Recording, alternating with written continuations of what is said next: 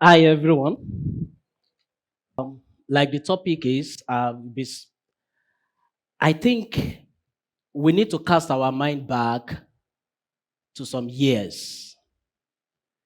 And for someone like me, listening to what Thompson said, and I can tell you I can really relate with it. Now, I was born during the military era.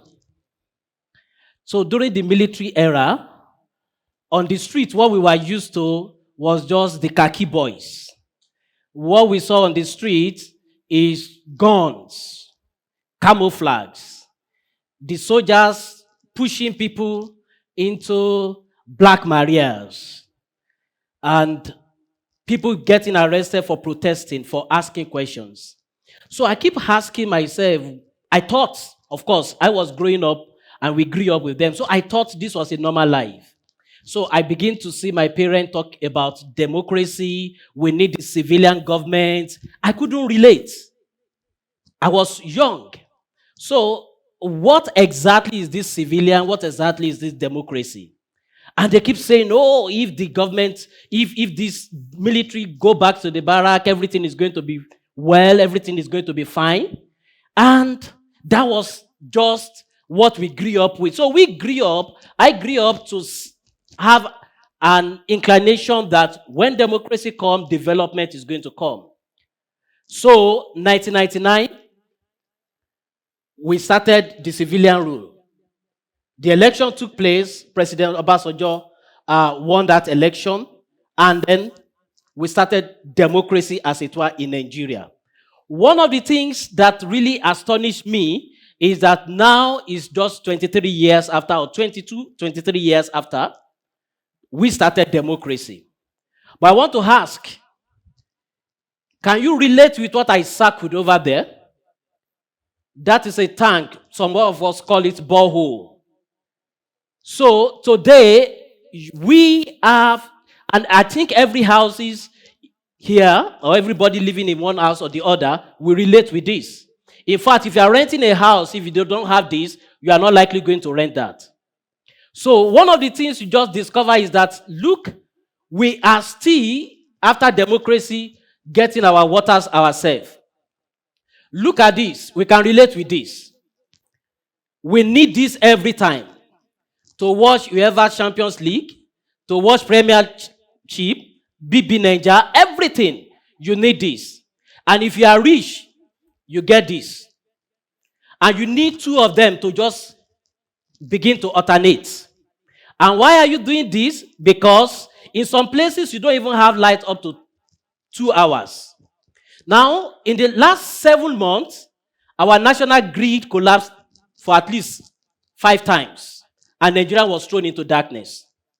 This is the situation of things. Now, look at this. It's a picture of a community coming together to fix the road, leading to their community. And many of us grew up to witness this. What am I trying to say? You grew up doing things ourselves. Now, back to the light, to generator, to constructing your road, to water. If you ask me, you don't need the government. Because when we were young in social study, they taught us about basic amenities. And this is supposed to be the basic amenities any government should provide. But here are we, 23 years after, with democracy, we are still battling with a lot of this. And that leads me to begin to think that, look, the concept of democracy and development are two separate concepts entirely. We have been deceived that when we have democracy, development is going to follow automatically. I can tell you that is not true. And this is what we have. Today, I'm an advocate of democracy. In our organization, we work for democracy and make democracy work. But we need a step higher to make this a reality. Government in a democracy is built around people. With the definition of what we know about democracy, government of the people, for the people, and for the people. So it means is around the people. So people are the government. So I drew this, and you need to just get this concept. So you have the people which become this, which are the citizen. The citizen choose the leaders through voting or through an election. So the leaders form a government. So what we have done in Osun State recently, if we had an election and we have chosen a leader, when the leader comes in, the leaders form a government. It can now begin to appoint commissioners, then it can begin to have a special advisor and the rest. So they form the government. And the government now get back into the business of governance. Governance and government are not the same. So governance is supposed to drive development.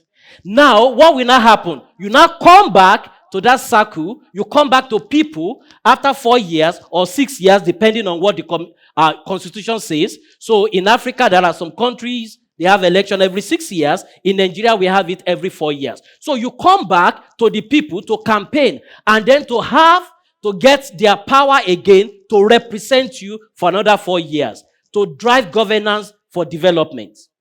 So the question here is this. The governance we have in Nigeria, in our state, has it been driving development as it is? We still don't have light. We still don't have power. We still don't have power. We still don't have water. We still drive on the bad road. Insecurity everywhere. So one of the things you need to understand, and while thinking about it, I find out that the advent of human rights, civil society organization, has made a lot of us to be passive about the affairs of government. Now, when I started working, I got my first job in the bank, and I was working, and 356,000 naira as a salary then, and that was what was in my employment letter.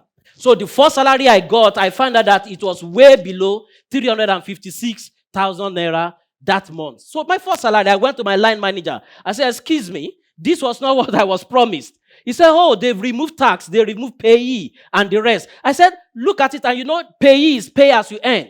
So what it means is that the higher you earn, the higher tax you pay to the government.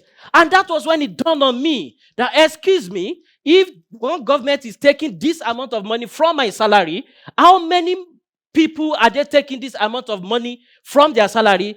I tell you, the government is rich. And what is that money supposed to be for? For roads, for development, for education. Why is ASU still on strike if they are getting most of this tax? Now, what do we need? Then it dawned on me that, look, we need to begin to do something. They can't just be taking this money and then go back to sleep. As a matter of fact, government is so powerful.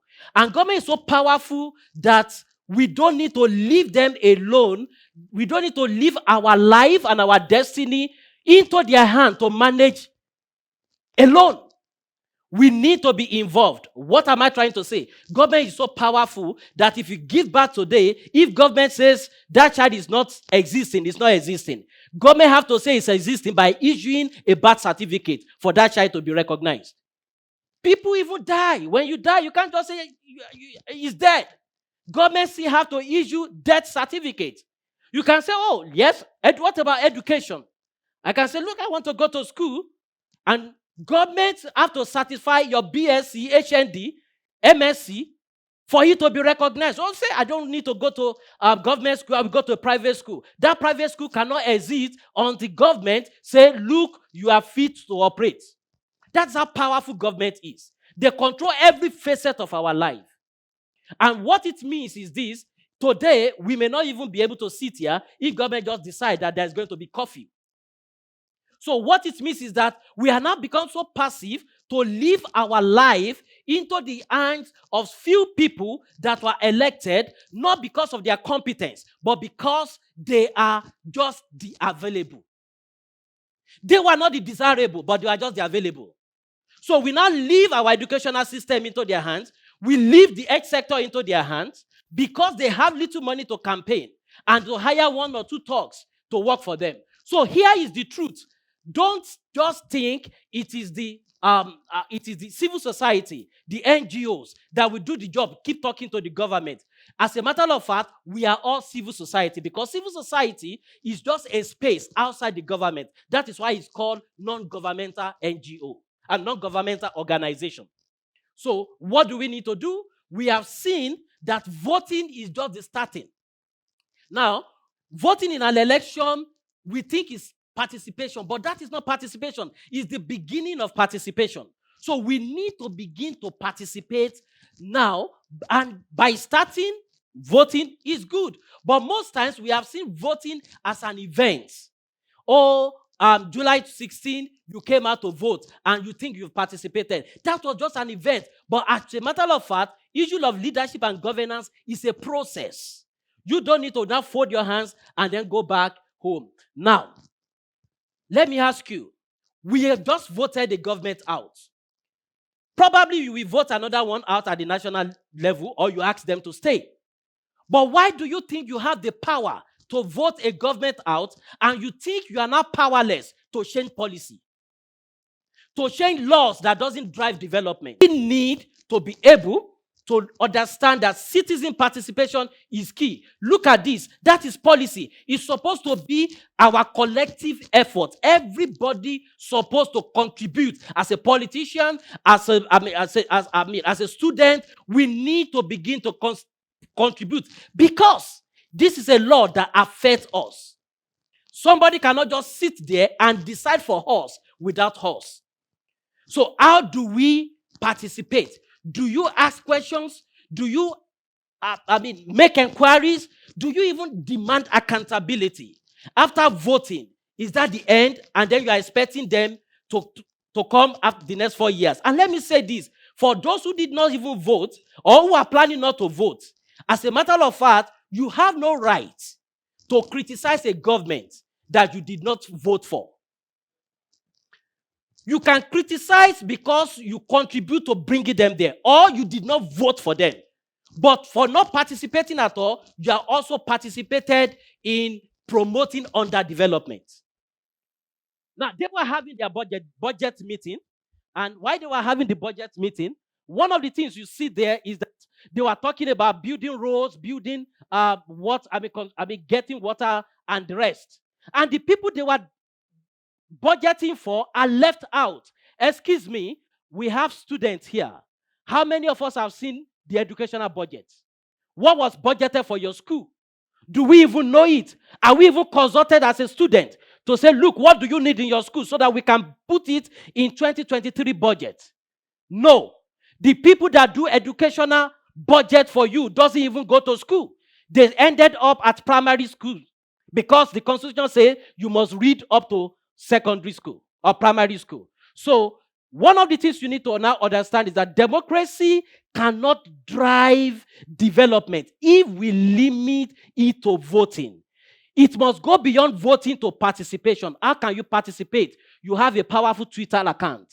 You have Facebook account. Ask question. Thompson talked about it. Ask question. Begin to demand accountability. Don't collect money to vote for anybody, because if you collect money, you are only saying go and do whatever you like. But they are toiling with our collective destiny. Look at this picture. The government is standing and addressing us because there are people there, you and I, because we are participating. If we stop participating, there won't be government. Just look at that picture. If today we all decide to shut down, there won't be any government. And that is how powerful we are as a people. As from today, I think we need to begin to participate in governance. Thank you.